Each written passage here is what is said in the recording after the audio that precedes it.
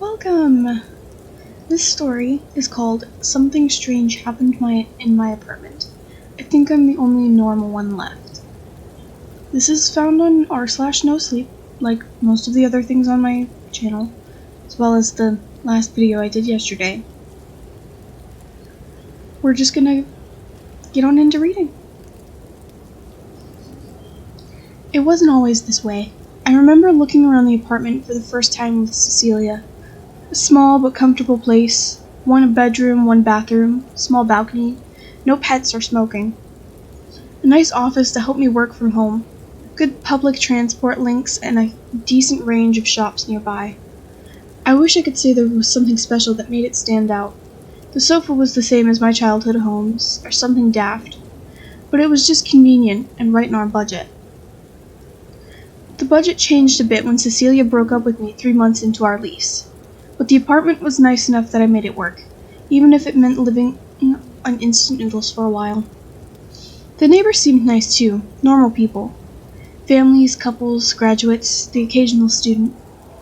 I even became friendly with a few, the couple next door, an older man across the hall, a graduate student a few doors down. Nothing seemed too different about them until the accident. It was a few months after Cecilia left. I was drunk and lonely. Tinder hadn't given me much of luck so far, but I figured one night wouldn't be too much to look for. After all, I was still a young woman in her 20s, decent looking enough, no strings attached. What could go wrong? My date's name was Elizabeth. She described herself as a night owl with a passion of vintage fashion. She was studying a PhD in history of art at the closest university. Her picture showed a stunningly beautiful woman with wavy blonde hair, a heart-shaped face, and those piercing dark eyes that seemed to stare from her photograph in an amused kind of way.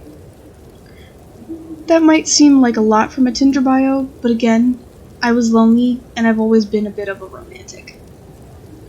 I was already picturing museum dates and late-night walks through the city if things seemed too good for just one night. See, the thing is, I don't remember much about that night at all. I remember Elizabeth arriving with a bottle of wine. She was even more stunning in person, and dressed in something you might have seen in a museum for vintage fashion. I remember she made some gallant jokes about being invited inside my home. Like I said, my apartment is nothing special, but she had this way of making me feel like the queen of my own castle. Talking to Elizabeth felt like we'd known each other for centuries, but that's the last thing I can remember, talking. She was making some complicated jokes about the crucifix I still wore out of habit around my throat, and then nothing.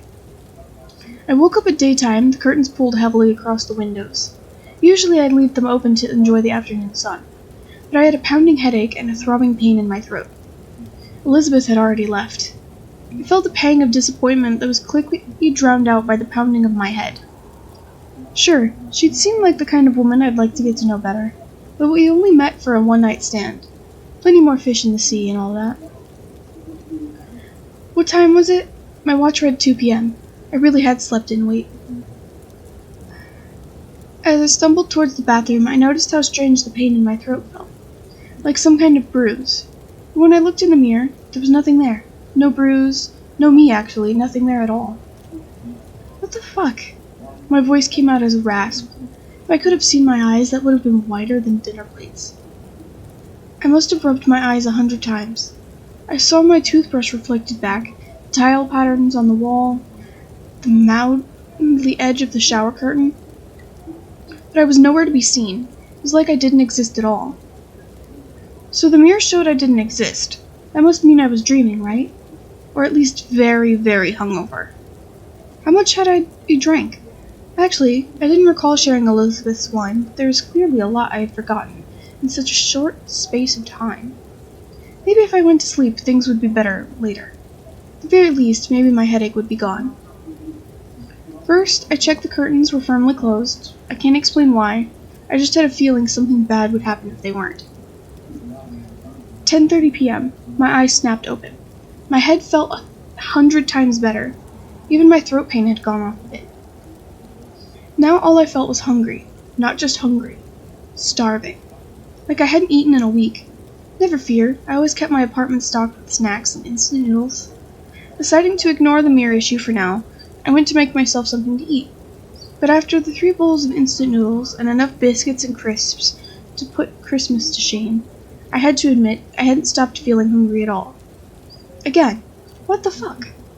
I wasn't the type to binge outside of holidays. My stomach rumbled and even my mouth felt weirdly sore. It was around then I noticed the small bag sitting next to the kettle on the kitchen counter. It looked like a gift bag from a Halloween party. Inside was a note, an exquisite calligraphy, and a few small, dark pouches. The handwriting had to be from Elizabeth. Dorothy, I apologize for leaving you in such a hurry. I imagine you'll be feeling after our night together. Please stay inside, get some rest, and enjoy this drink on me. I hope we will see each other again one day. Best wishes, Elizabeth. I didn't dwell long enough on the weirdness of all this. I just sank my teeth into a pouch like a kid with a Capri Sun on a hot summer's day. Whatever it was, I'd never drunk anything better. It wasn't until hours later that I noticed the crucifix around my neck had disappeared. Dorothy, are you home? The knocking came a couple hours later. I apologize. The knocking came a couple days later. I still hadn't left my apartment. Thank God I work from home. The headaches returned. During the days I slept in the darkest room I could. Didn't do much. Food was okay, but did nothing to stop my hunger once the pouches ran out. At night, I felt a strange reticence and stayed at home, prowling around my apartment. I avoided mirrors entirely. I checked the door, just Charlie, the guy across the hall. No harm in letting him in, even if I looked at a state. Sorry for the mess. You alright? Charlie's eyes widened as I opened the door. I must have looked a proper state then. Dorothy, you look very pale. Is that blood on your shirt? I hadn't changed out of my shirt in days. I looked down. There seemed to be a red stain right down the front. I think it's my juice. Can't get enough of it these days. Right. Charlie seemed to scan my apartment quickly. I tried not to frown. What was going on? I just noticed you hadn't left your flat these past few days. Is everything okay? Yeah, nothing is wrong. I lied with the fakest smile plastered across my face. Charlie seemed to cringe at my smile. Clearly the lie wasn't a very good one. You look... He started, then stopped. Seemed to take a deep breath. You look sick. I think I know the juice you're on about. It's popular lately. I'll pick some up if I can get hold of any. You stay home and get some rest. Really? Thank you so much. I smiled again, but Charlie was already heading towards the door. Are you heading all right? Are you heading out already? We could... See you later, Dorothy. Huh. I wanted to ask where he'd get the juice from, but more than that, I didn't want him to leave. That one, I couldn't explain. I'd never been into blokes, never mind ones old enough to be my dad with beer guts and thinning hair. But for some reason, I really wanted some good human company of any kind.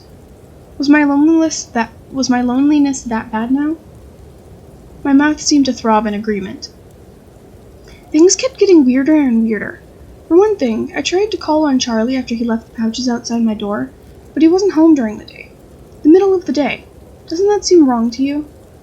I know I used to go out once upon a time, but now it seems weird that anyone would want to go out with the sun shining away in the sky. Charlie must be stronger than he looks. I can't imagine even pulling back the curtains before the sun sets. Word seems to have gotten around about my illness. I had a few more visitors, Jean and Jasper, the sweet couple next door. Lupita popped around in between essays, and even a few neighbors I'm not overly familiar with showed up. But they all seemed different somehow. For starters, they all visited during the day. I had to force myself out of bed each time. What's more, Jean and Jasper just walked into my apartment like they owned the place. They didn't even ask to come in. Doesn't that seem off to you? It's like they know something that I don't. Something that gives them power. That I don't have. What's more, there's this strange energy radiating from a lot of them in waves. It's the same rush I feel when I'm drinking my pouches. Whatever the juice is, its energy seems to flow inside them. I can't quite take my eyes from it. It seems to make them all uncomfortable, besides Lupita. She asks me a lot of questions about running water and garlic. It must be something to do with her essays. I tried going out at night once, but it felt like the whole apartment complex was looking at me. I did change my clothes in plain black sportswear. I washed my face, though I didn't bother trying to make up without a mirror. But from the moment I stepped outside, it's like someone turned the spotlight on me. People seemed to move away from me in the corridor. The security guard stared at me and started muttering something that sounded almost biblical. He's old, though, so he could just be losing the plot. But what if it was a spell? A curse? That's what I'm getting at here. This accident, whatever happened to me the night with Elizabeth, something happened to everyone else. My neighbors aren't normal. Whatever Charlie says, I don't see anyone else necking strange juice pouches like their life depends on it. I see other people reflected in mirrors and glass, but never myself. My neighbors can walk into my house uninvited the moment I unlock the door. They go out under the sun like it's nothing. And that power, whatever's in the pouch inside them, I know it. They must know it too. Everyone else seems to be in on some kind of secret, and I'm the only one who's left out. And it's getting worse. I'm feeling more and more sick as the days go by. I don't need a mirror to see how thin and pale I am becoming. My nails are so sharp, my tiny manicure scissors snapped when I tried to trim them. And my teeth, my lips must be raw. I've accidentally bitten them so much. I'm not sure if they're toying with me. Pouches keep appearing outside my door. I still haven't seen Elizabeth again, so I guess it really was a one-night stand. Visitors come over more and more, but always during the day. It's like they want to disrupt my sleep. But then I remember that weirdness, almost fear, I saw the time I went out at night. Are they scared to see me at night? I don't understand this. I don't get it whatsoever, even a little at all. My neighbors are strange, and I'm the only normal one left. But I'm getting sicker and sicker. What's going to happen to me?